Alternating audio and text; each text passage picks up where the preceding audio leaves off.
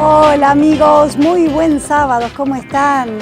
Bueno, otra vez, otro sábado más para intentar empezar a dilucidar todas estas dudas que sé que todos tenemos en materia de discapacidad y puntualmente en lo que tiene que ver con el ámbito legal. Es por eso que hoy voy a juntar un poco el derecho de familia con el derecho de la discapacidad. Y aunque a ustedes les parezcan que no tiene una gran vinculación, en el tema que hoy vamos a tocar específicamente lo tiene. Hoy voy a contarles específicamente lo que es el régimen alimentario en materia de discapacidad. ¿Y por qué quise tocar esta temática puntualmente? Porque es una temática que da lugar a confusión y que por ende es mal ejercitados. Y cuando alguien quiere hacer valer derechos si carece de información, definitivamente hace agua si no la tiene. Tenemos que saber fundamentalmente que el derecho alimentario o los alimentos, como lo conocemos todos en nuestras casas o en nuestros amigos o con los familiares, se funda fundamentalmente en dos cosas importantes. En primer lugar, en todos aquellos deberes que son ineludibles como consecuencia del ejercicio de la patria potestad, pero también como consecuencia de la responsabilidad que es inherente a la procreación. Cuando ustedes, pareja, deciden hacer una familia, basarla y fundarla con hijos, tienen que tener en cuenta que eso acarrea, además de una serie de placeres inmensos, muchas obligaciones y algunos que otros derechos. Y sé que se están riendo del otro lado porque esto es así. Pero en materia específica de discapacidad, yo les quiero contar lo siguiente. Que el derecho alimentario es de carácter asistencial. Esto significa que su finalidad es brindar a la persona con discapacidad, a los niños menores de edad, siempre una cobertura integral en los alimentos. Alimentos no solamente incluye la comida, el alimento propiamente dicho, sino la educación, la cobertura médica, esto que tantas veces hemos hablado y que en este caso es muy específico y tiene mucha importancia esta situación cuando hablamos puntualmente ¿de qué? De aquellas parejas constituidas por uno de sus miembros con discapacidad, porque este derecho alimentario subsiste aunque estemos divorciados, aunque tengamos una separación de hecho o tengamos una sentencia de separación personal. También, por supuesto, otra cosa muy importante que tenemos que tener en claro en materia de discapacidad, que el derecho alimentario es de por vida. O mejor dicho, la obligación alimentaria es de por vida. No se extingue como en el resto de las familias cuando los chicos cumplen 18 años. 18 años es ahora, porque hace un tiempo era 21. A partir de la sanción de una ley, de la ley 26.579, esa edad de 21 se redujo a 18 años. Pero en el caso de la discapacidad, cuando se pueda acreditar, siempre tenemos que tener en cuenta, para acreditar la discapacidad, ¿qué cosa? El certificado único de discapacidad.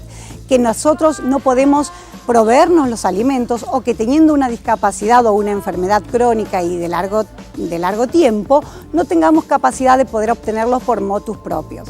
Entonces, nos queda claro que no hay tiempo de extinción. Ustedes, papás, ustedes van a tener que brindar a sus hijos con discapacidad o familiar con discapacidad de por vida esta cobertura de alimentos. Alimentos que no incluye solamente la alimentación, sino la obra social, la educación, la recreación y todas aquellas cosas que tantas veces hemos hablado en derecho de familia.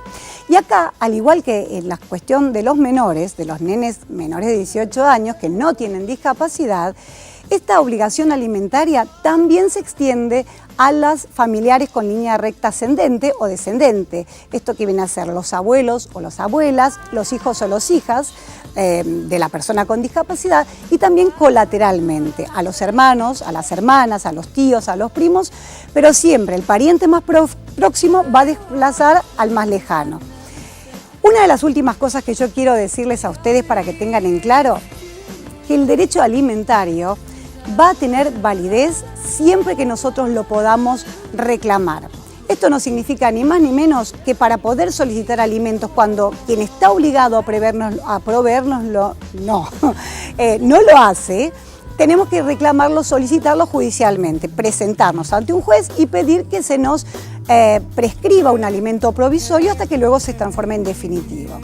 Como sabemos que la patria potestad es compartida, esta obligación alimentaria está en cabeza de mamá y de papá o de las personas que estén obligadas a proveerlo.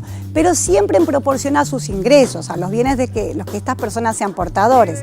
Eso significa que si me dio un divorcio o una separación, el papá que esté separado tiene que brindar el alimento conforme a sus ingresos y a su posibilidad.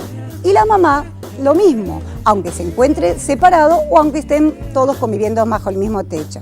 Y vos, persona con discapacidad, y esto tenelo en claro, nunca tenés que olvidarte que tenés la obligación de solicitar a cualquier familiar que tiene, como dice el Código Civil, la obligación de prestarte estos alimentos de por vida, hacerle el reclamo siempre a partir de ese momento con la cobertura de las necesidades, que no solamente sean de carácter material, sino también espiritual, es decir, la apoyatura necesaria.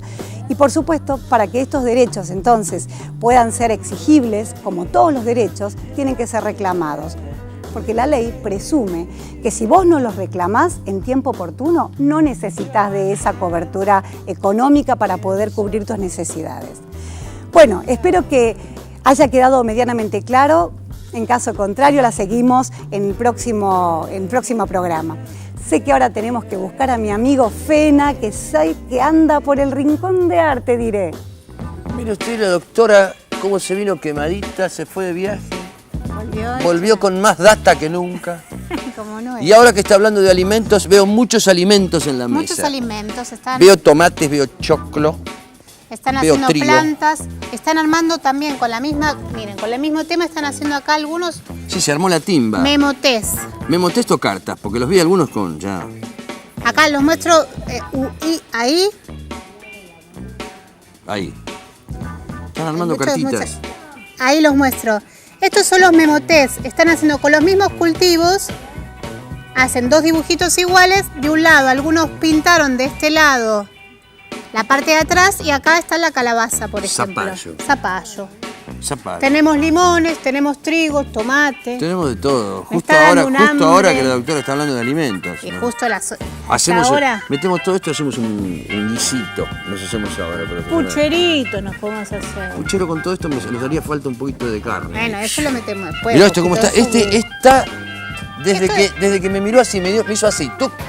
Arrancó, no paró nunca más. Muy Leonardo. bien, es una planta de tomate. Bueno, Muy Leo, buena. bueno, vamos a seguir viendo. Ustedes saben que llegan muchos mails a la doctora Cotignola. Como les dije al principio, se ve que es un tema en el cual la gente no tiene mucha información en lo relacionado con lo legal y jurídico ligado a la discapacidad. Le llegan muchos mails a la doctora y le llegan mensajes por contestador telefónico también. Así que vamos a responder algunos de ellos. La doctora con ustedes de vuelta. Gracias, Fena. Bueno, vamos a empezar con esto, como dice él, el consultorio abierto para que ustedes evacúen todas sus dudas. Dire, tenemos pregunta por contestador. Buenos días. No, yo quería hacer una consulta a la doctora, la abogada. Tengo una nena con un diagnóstico de retraso mental, hiperactividad, trastorno de la conducta, del lenguaje. Bueno, y necesita, desde ya está en un centro terapéutico a la mañana y las terapias serían por la tarde. El tema es que Obra Social, que es APM, me mandó un instructivo donde sé que solamente me van a autorizar 19 sesiones por mes en total, cuando la indicación del médico casi las duplica.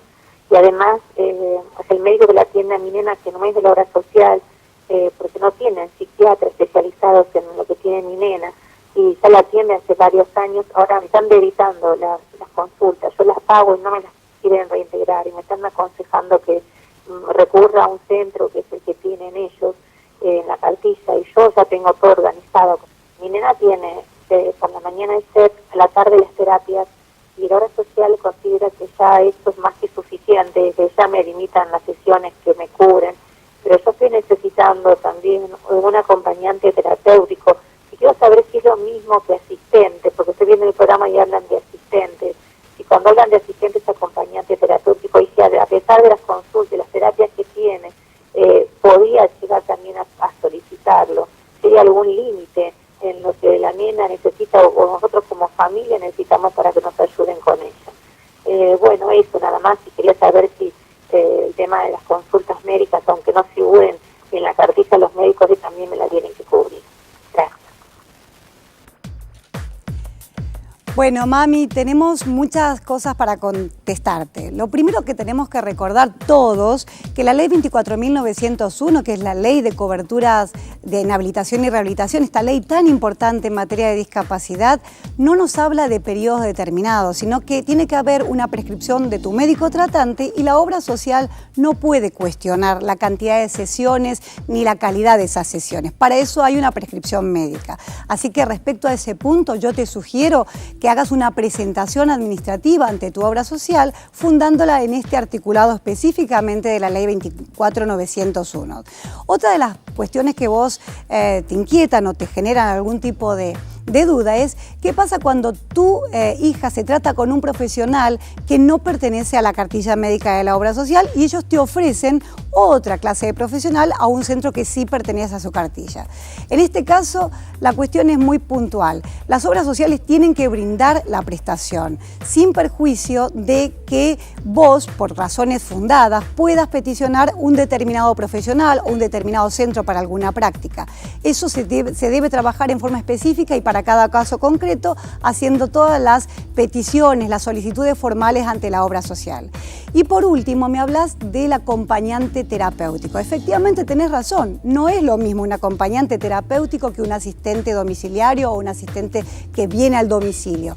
El acompañante terapéutico tiene que estar indicado por el equipo de salud mental y ese mismo equipo de salud mental va a ser quien te derive al profesional que se va a encargar de esto que es la figura del acompañante terapéutico, cuyas funciones vamos a ir en próximas ediciones desentrañando porque sensiblemente parecen lo mismo, pero no lo son.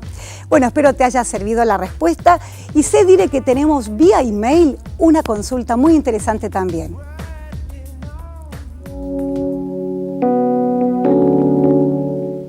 Hola, mi nombre es Ezequiel. Tengo 28 años y desde 1994, por un accidente automovilístico, tengo una hemiplegia derecha. Recién ahora estoy tramitando mi documentación argentina definitiva, ya que soy uruguayo. Estoy en Argentina desde el año 89 y necesito la pensión que da el gobierno. Pero no la puedo obtener porque yo volví a Uruguay por una semana en el año 2000 y quedó asentado como que ese fue el año en que yo he venido a vivir a la Argentina, ya que uno de los requisitos para obtener la pensión es estar más de 20 años aquí. Aún estoy terminando la secundaria y realmente estoy como loco yendo de un lado al otro intentando obtener la pensión. Les juro que hasta lloré de desesperación. Les pido su ayuda si es posible de alguna manera. Gracias. Bueno, primero calmate porque todo tiene solución.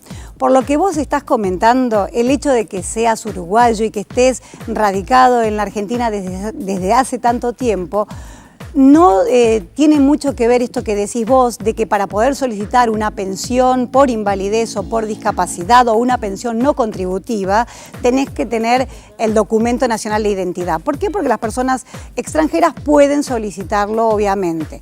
Claro, lo que a mí me parece que te está faltando es el certificado de discapacidad, sin el cual no vas a poder solicitar ningún otorgamiento de estos beneficios, sean no contributivos como contributivos.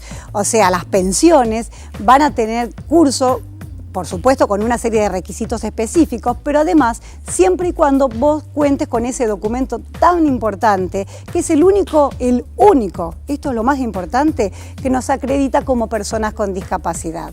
Acordate esto y empezar a gestionar el certificado único dependiendo de donde estés ubicado en nuestro país, en la ciudad de Buenos Aires, en los distintos hospitales que están descentralizados, dependiendo de cuál es tu patología, cuál ha sido la secuela después de tu accidente, o en el resto del país. Consultalo en la página del Servicio Nacional de Rehabilitación, porque allí te van a indicar, te van a informar a qué hospital de referencia, cuál es el hospital provincial que está habilitado para realizar estas juntas médicas que te van a, en definitiva, otorgar este documento que es el certificado de discapacidad.